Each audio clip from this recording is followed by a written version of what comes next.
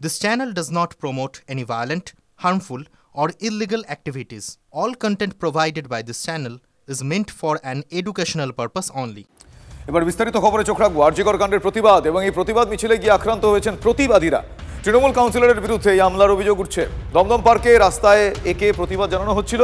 অভিযোগ সেই সময় স্থানীয় কাউন্সিলর যার নাম বিশ্বজিৎ প্রসাদ, তার নেতৃত্বে 20 জন দুষ্কৃতী এসে হামলা চালায়। এমনকি বয়স্কদেরও ছাড় দেওয়া হয়নি বলে অভিযোগ।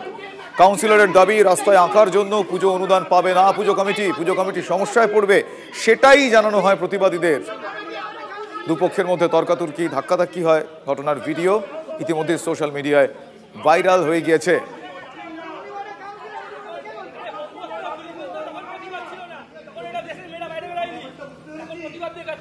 আমার সহকর্মী রঞ্জিত এই মুহূর্তে আমার সঙ্গে টেলিফোন লাইনে রয়েছেন। রঞ্জিত, তারা প্রতিবাদ জানাচ্ছিলেন, হঠাৎই তাদের উপর এই আক্রমণ কেন?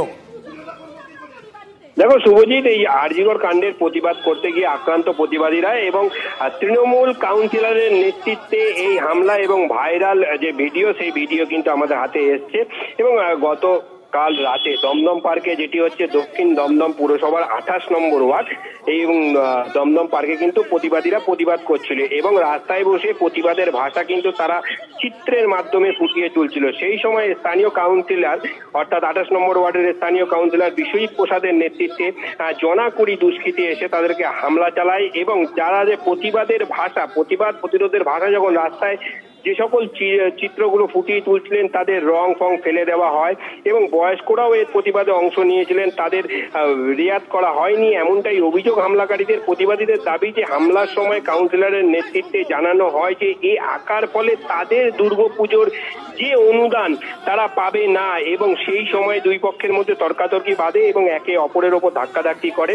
সেই ভাইরাল ভিডিও কিন্তু ইতিমধ্যেই প্রকাশিত এবং বিশ্বজিৎ প্রসাদ সেই হামলার ঘটনা কিন্তু পুরোপুরিভাবে অস্বীকার করেছে।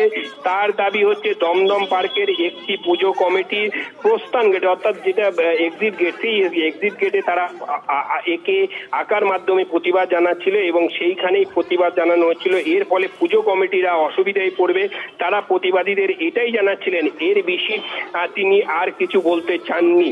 শুভজিৎ, ধন্যবাদ রঞ্জিত।